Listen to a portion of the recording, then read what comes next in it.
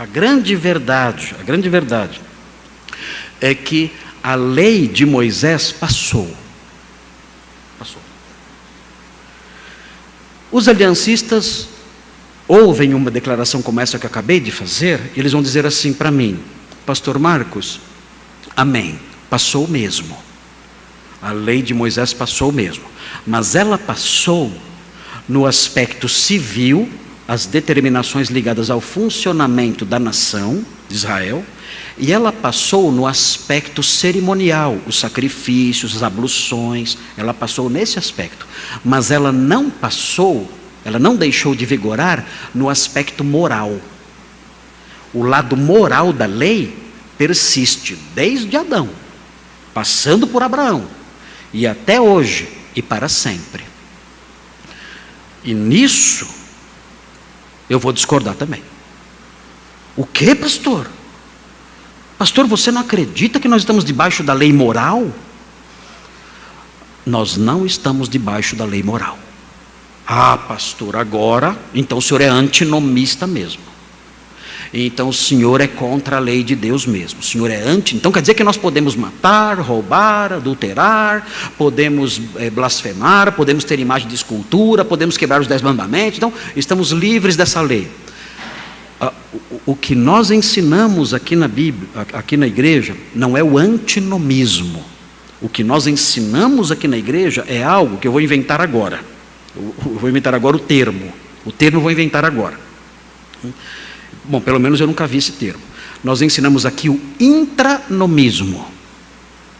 O que é o intranomismo? O que é isso? Intranomismo. Não é o antinomismo. Não é isso, também não é nenhuma visão que defende aí a sujeição da lei, mas sim o intranomismo. E o que é o intranomismo que eu inventei agora aí?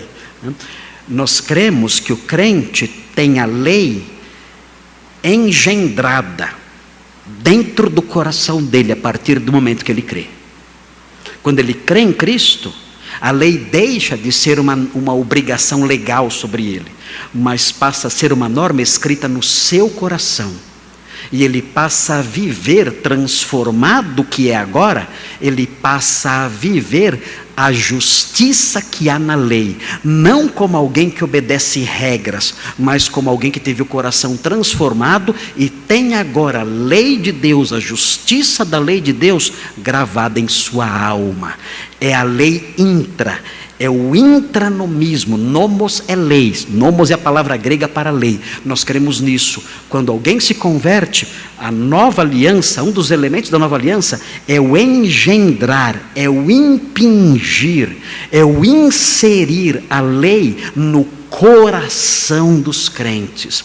E eles não roubam, eles não matam, eles não adulteram, eles não blasfemam, não fazem mais de escultura. Por quê? Não porque estão debaixo de uma norma externa, não porque estão debaixo de uma letra escrita, não. Eles não fazem isso porque essas normas todas, a justiça e a santidade delas, passou a fazer parte do seu coração, do seu caráter. Deus escreveu essas normas não em tábuas de pedra, mas Ele escreveu essas normas agora nas tábuas de carne dos corações. E essas pessoas então fazem isso não impulsionados por uma norma escrita na pedra. Elas fazem isso impulsionadas por uma norma escrita no coração. Elas fazem isso felizes, contentes. Essa obediência, essa justiça passa a fazer parte da natureza delas. Então nós cremos nisso, no intranomismo. O homem se converte, o Espírito Santo vem e escreve a norma e a justiça de Deus no coração desse convertido. E ele então passa a viver a justiça que há na lei, não como escravo, mas como alguém transformado. Mas eu quero que os meus observem alguns elementos aqui, para incentivá-los a vida de santidade, a vida de obediência, dentro de uma teologia saudável, de uma teologia realmente bíblica, livre de construções fictícias, artificiais. Nós não podemos ter uma teologia construída sobre pressupostos artificiais. Um pressuposto como esse. Esse registro que começou nos tempos de Moisés, fala-nos da lei que Deus deu a Adão. Queridos, essa é uma afirmação artificial. Isso não é verdade. Nós não podemos construir a nossa ética, o funcionamento da nossa igreja, o nosso modo de viver, numa afirmação como essa, que nasceu na tradição, talvez, aliancista do século XVII, ou na imaginação de quem escreveu, não sei. Bem provável que seja na tradição do século XVII, da igreja reformada do século XVII, bem provável que seja aí. Mas não podemos construir o nosso modo de viver nisso, porque isso não está nas Escrituras. Ainda que eu respeite profundamente os pastores dessa linha, e devo muito a eles, e são homens piedosos e sérios e santos, mas a meu ver estão errados nesse aspecto. Eu vou ler para vocês aqui 2 Coríntios 3, vejam 2 Coríntios 3, versículos 7 a 11, vejam aí o que diz o texto. É um texto muito importante esse aqui, para servir de fundamento para o que eu estou dizendo aqui para os irmãos, acerca do fim da lei, não só o fim da lei civil e cerimonial, mas o fim da lei moral. Observem, esse texto fala do fim da lei moral. Vejam com atenção. O ministério que trouxe morte foi gravado com letras em pedras. Notem bem, isso é lei civil, isso é lei cerimonial, ou isso é lei moral? O que foi gravado com letras em pedras?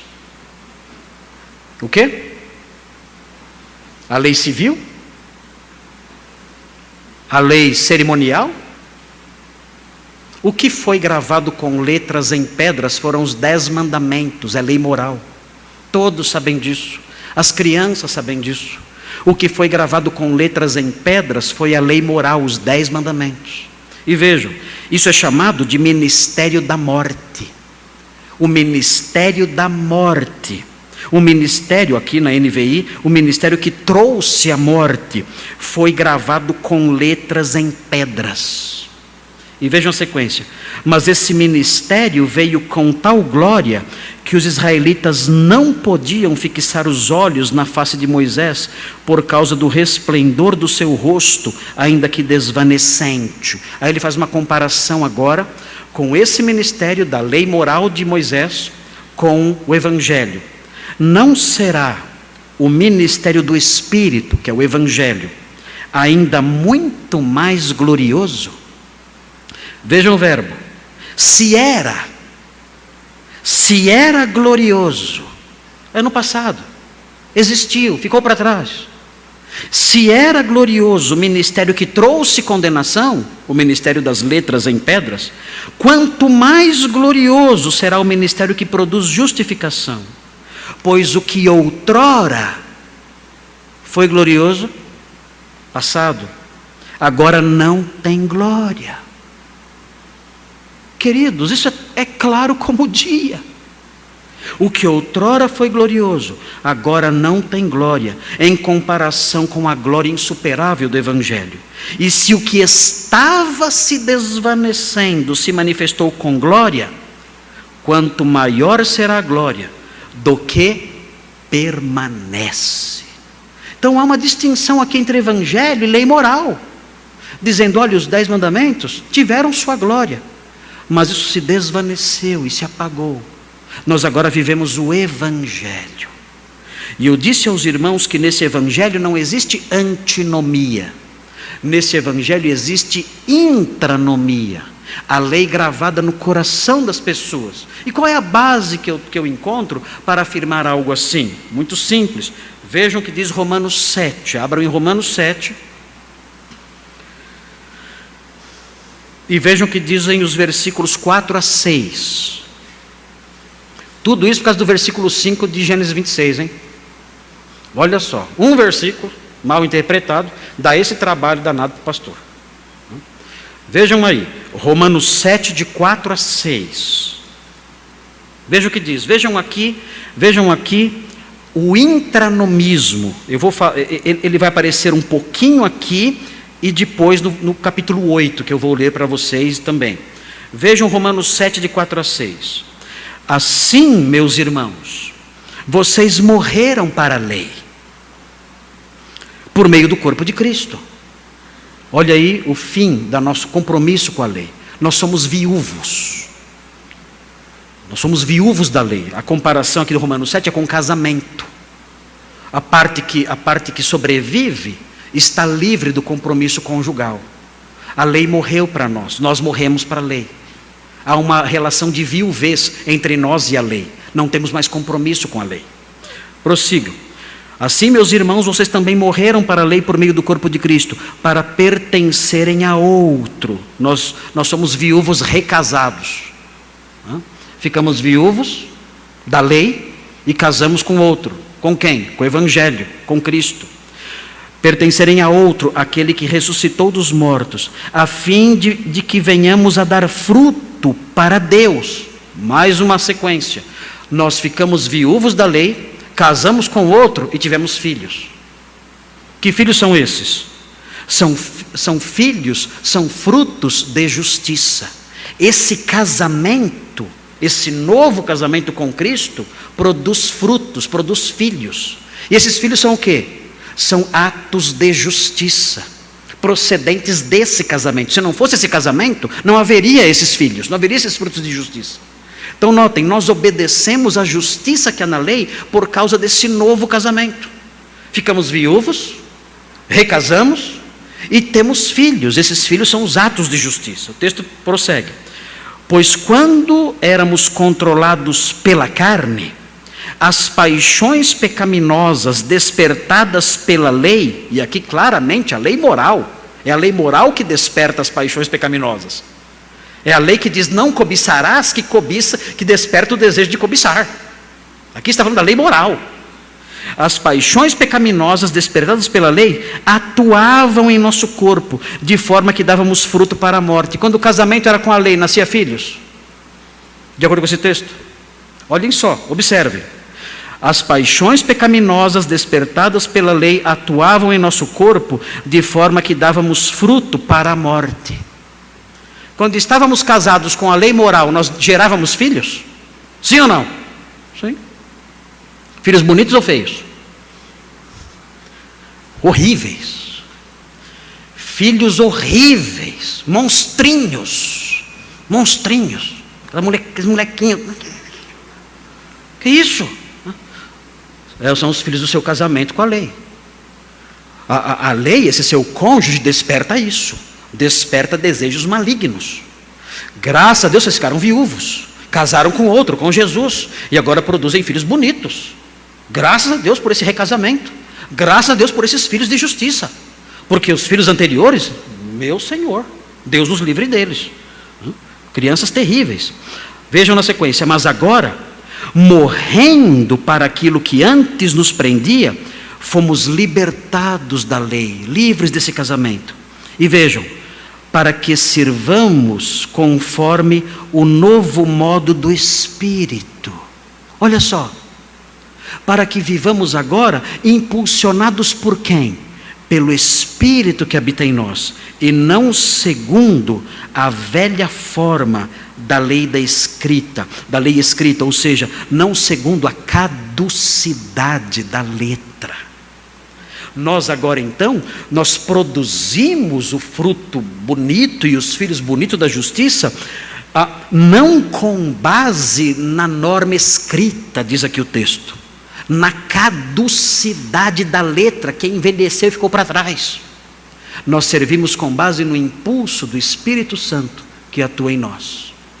Queridos, isso é claro nesse texto como o dia. Eu não precisei dar grandes mergulhos exegéticos, hermenêuticos para explicar isso para vocês. Eu usei uma ilustração simples, que é a ilustração que o apóstolo Paulo usa, para que entendamos isso. O Espírito Santo engendrou em nós a capacidade de produzirmos frutos de justiça, cumprindo a justiça que há na lei. Do contrário, nós só produziríamos os filhos feios do pecado e da injustiça. Não estamos debaixo da lei. O que acontece agora então? Não estamos debaixo da lei, mas a lei foi embutida no nosso coração, para que vivamos em santidade. Essa é a nova aliança. Esse é um dos efeitos da nova aliança. Vejam o capítulo 8, versículos 3 e 4. Muito importante isso. Isso é a base do viver cristão em retidão. Isso é o beabá da vida santa livre da norma. triste ver como coisas tão elementares não são ensinadas. Vejam Romanos 8, 3 e 4. Porque aquilo que a lei moral aqui, ele está pensando, e veremos isso com facilidade. Aquilo que a lei fora incapaz de fazer por estar enfraquecida pela carne, o que a lei foi incapaz de fazer porque estava enfraquecida pela carne, pela natureza humana? Ela foi incapaz de produzir santidade. Porque a lei é má? Não, ela não é má. Mas ela foi incapaz de produzir santidade em nós porque a nossa natureza carnal a enfraqueceu. Ela perdeu a sua força quando entrou em contato com a nossa natureza pecaminosa. A nossa natureza pecaminosa enfraqueceu a lei. Ela acabou fazendo o contrário. Acabou despertando em nós o desejo do pecado. Então Paulo prossegue. Aquilo que a lei fora incapaz de fazer por estar enfraquecida pela carne, Deus o fez, enviando o seu próprio Filho, à semelhança de homem pecador, como oferta pelo pecado. E assim condenou o pecado na carne dele, na carne do Filho dele. E vejam, olhem o final do versículo 4. A fim de que as justas exigências da lei fossem plenamente satisfeitas em nós. E vejam, como isso? Ele mandou o seu Filho, a lei não foi capaz de produzir santidade em nós, ele mandou o seu Filho para que morresse por nós, a fim de quê? A fim de que as justas exigências da lei fossem plenamente satisfeitas em nós, que não vivemos segundo a carne, mas segundo o Espírito. O Espírito que habita em nós, ele engendra em nós as justas exigências da lei, e nós então servimos não de acordo com a caducidade da letra, mas em novidade de vida. É o intranomismo. O autor de Hebreus, que temos estudado já há vários meses, fala sobre isso. Ele fala sobre a nova aliança, mencionada por Jeremias, no capítulo 30. Ele menciona a nova aliança, em que Deus escreve a justiça que há na lei no coração dos crentes. Você olha para isso, e você percebe então que não existe antinomia nenhuma. Pelo contrário, o que existe é a elevação da lei como algo maravilhoso, justo e santo, que é engendrado no coração do crente. Não há nada de antinomia, não há nada aqui contra, se insurgindo contra a lei, pelo contrário. Existe até a valorização dela como preceito de justiça engendrado em nós. Nós vemos isso. E isso não deve gerar conflitos teológicos entre aí os teólogos que existem aí no meio conservador, no meio reformado, e eu estou no meio deles aí, ainda que muitos não me queiram lá dentro. Isso, em vez de gerar esses conflitos, isso deve gerar em nós um louvor sincero no Senhor. Eu seria incapaz de obedecer os mandamentos. Quem sou eu? Olha, veja o principal dos mandamentos: amarás o Senhor teu Deus de todo o teu coração. Eu já comecei caindo. Eu subi no ringue, já levei o primeiro soco. Eu entrei no ringue com o Mike Tyson, usando uma ilustração que eu usei hoje cedo aqui, e já levei o primeiro soco. Eu vou lutar contra a pecaminosidade que há em mim, com as minhas forças, tentando cumprir a lei. Primeira ordem: amarás o Senhor teu Deus de todo o teu coração. Pronto. É o primeiro soco do Mike Tyson legal na minha testa, no meu queixo. Aí eu tento me recompor e falo: vamos ver qual é o segundo mandamento. Amarás o teu próximo como a ti. Eu nem termino de ler. Já veio outro soco. É nocaute no segundo. É nocaute em alguns segundos de luta. E eu descubro então: eu não posso. Eu sou incapaz. Essa lei só me joga no chão. Eu não consigo obedecer. Não cobiçarás. Meu Deus. Eu sou fraco. Ajuda-me. Então o Evangelho vem em meu socorro. E ele produz essa viuvez santa. Ele me desvincula dessas coisas. E eu me caso com outro, com Jesus. E nesse casamento então, existe a produção de frutos, de filhos, filhos de justiça, procedentes do quê? Não da obediência da norma escrita na pedra, mas a obediência que procede de um coração que foi gravado de modo maravilhoso, indelével, lindo, pelo dedo de Deus no coração do homem salvo. E então agora, tendo um coração novo, eu vou viver uma vida diferente, em que vai aflorar o meu amor por Deus, o meu amor pelo meu irmão, o meu respeito pelas pessoas, pelos bens das pessoas e tudo mais. Eu me lembro no exame de ordenação do pastor Robson. Foi um exame longo, durou várias horas. E eu, num dado momento, eu era um dos examinadores. Num dado momento eu disse para o pastor Robson, você ama a Deus? Nós fizemos algumas perguntas sobre o caráter de Deus, os atributos de Deus. Era uma pergunta técnica, era uma pergunta que exigia informações técnicas, conhecimento teológico dos livros, um conhecimento livresco. E ele respondeu corretamente, falando sobre quem era Deus e os seus atributos. Mas nessa altura do nosso exame, eu perguntei a ele, e você ama a Deus? Quando eu disse isso, quando eu perguntei isso para ele, você ama a Deus? Os olhos dele se encheram de lágrimas. Ele disse assim para nós, pastor, eu amo a Deus de todo o meu coração. O que é isso? Não esqueça esse pedaço do exame, viu, Robson? Acho que ninguém esquece, né? O que é isso? É resultado da sujeição à norma escrita em tábuas de pedra? Não. Longe disso. É resultado da ação de Deus, do Espírito Santo de Deus, escrevendo a sua lei no coração do convertido. Aí essa pessoa ama a Deus de todo o seu coração.